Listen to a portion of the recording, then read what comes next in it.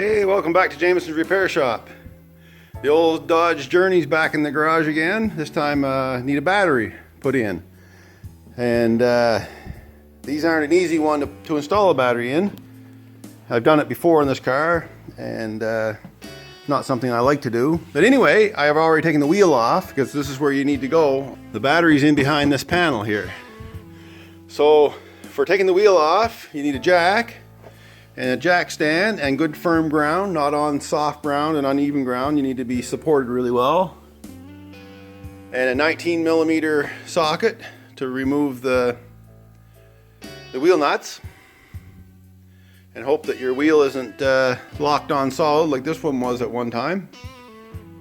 So once you get the wheel off, you start taking these push pins out here all the way around. So you have to remove this cover. So there's 1, 2, 3, 4, 5, 6, 7 of the push pins. All right, so let me get at her and we'll see what we can do with this. Well, now that you've got it up off the ground and secured safely, there's the push pins like I mentioned, and I've got 2 out already. This car had this bra on it, that's just clipped over. If yours has it, you'll know how to, and you put it on, you'll know how to get it off. So I'll just continue taking these out. And this tool here works pretty good, and then there's different types of these tools. This one seems to work okay on these. These have been out quite a few times, so they're probably time for them to be replaced. I think I got a couple around. So something to keep in mind, that if you're doing this job, you might want to consider getting some new one of these push pins, because they do break. And once they're broke, that's it. They're not much good.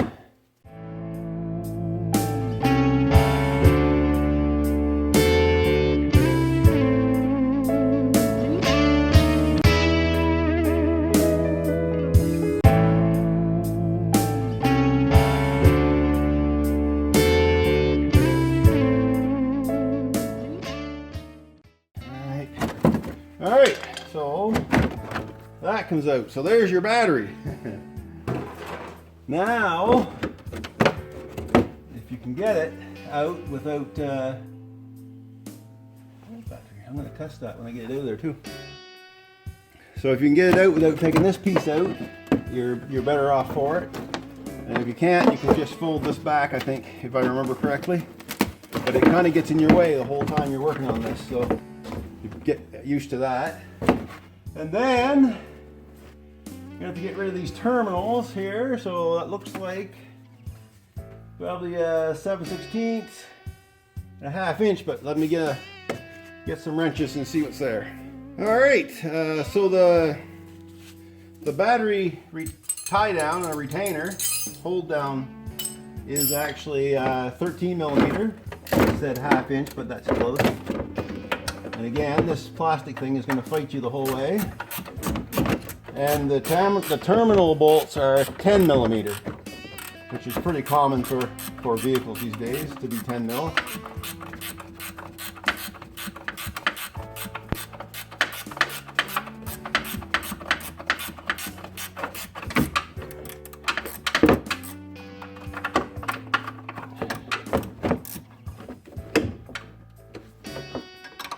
And if this hasn't been out of your car for a while, you might want to get some deep creep or some kind of a penetrating fluid, because this you have to unthread it all the way to the top. There doesn't appear to be any kind of shortcut there.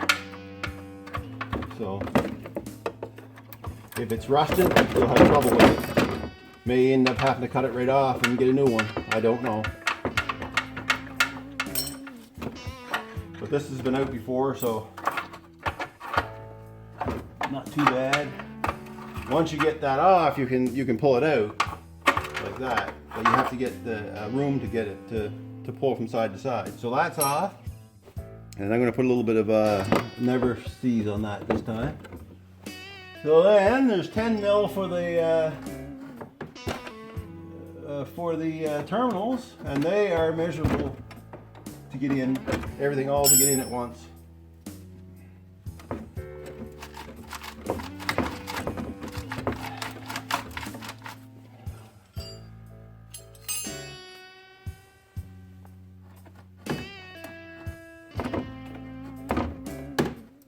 I'm using just an offset wrench here, 10 mil offset, but it would be better with a shorter wrench, which I'm probably going to go find when I go put it back in. All right, there's the power on disconnected.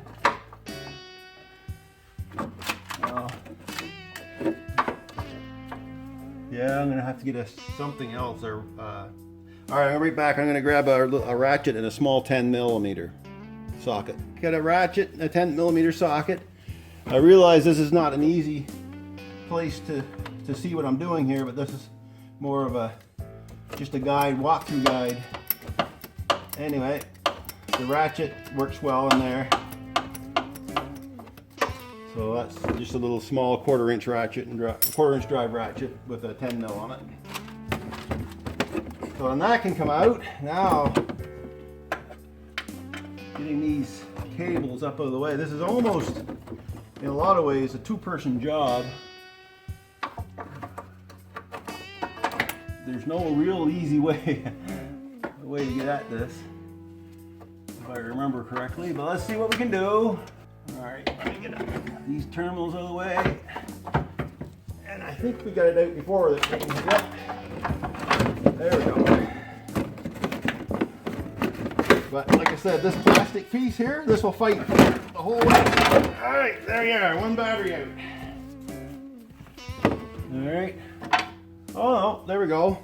This just goes in and it turns. All right, so that makes it much simpler. So I don't know.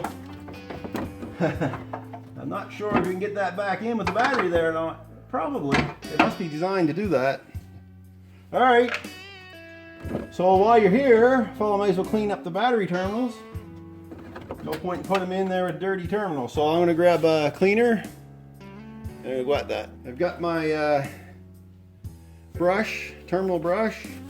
Also, while I'm here, there's a little plastic insert that you might as well take out and dump, because it'll be full of debris and you might as well get rid of it now. Sweep down whatever you can through the little drain holes. All right. That back in. And clean up the terminals.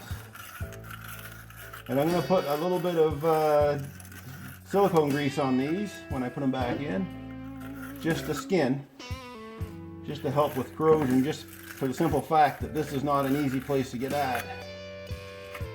All right, that's good. So now a little of this is called tune-up grease. And I think you've probably seen in one of my other videos, it was electrical grease. It's the same, basically the same stuff. It's a silicone-based grease, and you don't need very much, just a little tiny bit.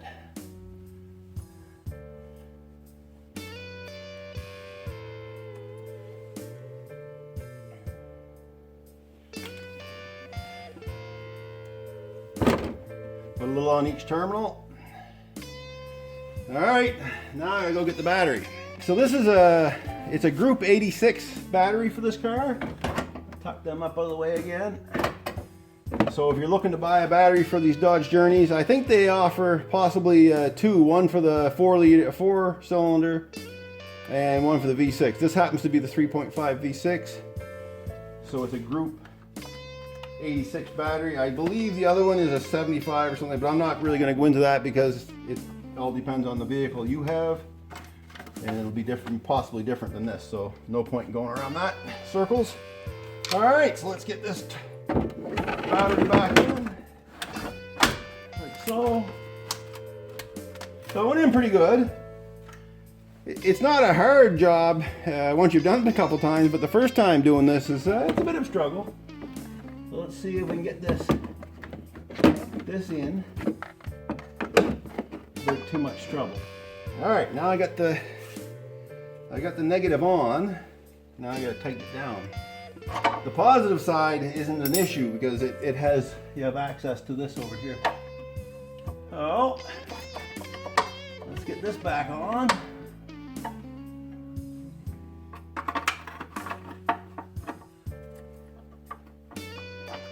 There we go.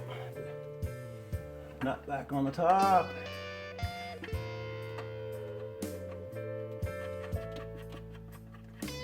It's not hard work, it's just in an awkward position. So I wouldn't want to have to do this outside on the ground in the wintertime. That's for sure. I think I would probably pay someone then to do it. But that's just my thoughts. If I didn't have a shop, I would just pay someone. We charge an hour's worth of labor, which is not cheap, I know, but this is just my advice on this. Especially if you don't have a lot of tools to work with. If you have lots of tools and you have a little bit of skills and jacks and stuff, because really, you know, you're working, if you don't have floor jacks and all that stuff to work with, you're working off of the jack that comes with the car, and those are pretty flimsy. And then you still need a way to support the vehicle for safety because you're basically under it. All right, so that's just my feelings. There we go. I'll get that one on. Now, you're using, I'm going to go with the 10 wrench again because I don't want connection with the ground on this anymore. So be very careful when you're putting the positive on. Now that you've got now that the negative post is on, all it takes is time. Keep your hand kind of between the wrench so it can't connect with the body while you're putting this on.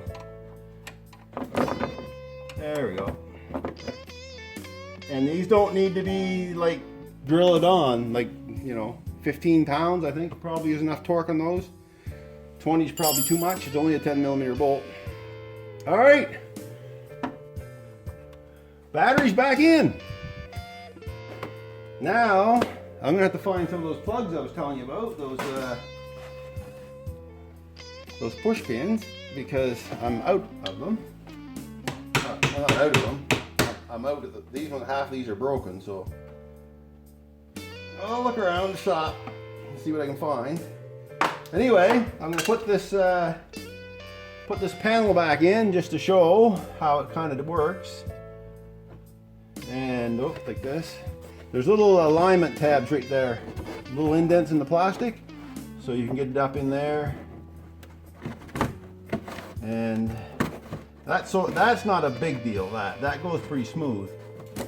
So let me get a couple in there that I actually know are relatively decent. One right here. You have to hold it there while I go look for some more. And then there was these little guys like this. Like this, there's two different types. There's these little guys, and then there was the larger ones. So they get built up with debris and mud in them. That's what makes them hard to get off. Sand is really bad. Anyway, there. And they just push in, like so. And I got to change the wheel sensor on this anyway, so I'm not going to continue on with this video. This was just to show how to get the battery in and out. Like I say, it's not hard work, but there's some safety stuff that needs to be looked at. You know, supporting your vehicle, making sure you're not shorting the positive post directly to the body once you get the negative post back hooked up. So anyway, thanks for watching, and we'll see you in the next one.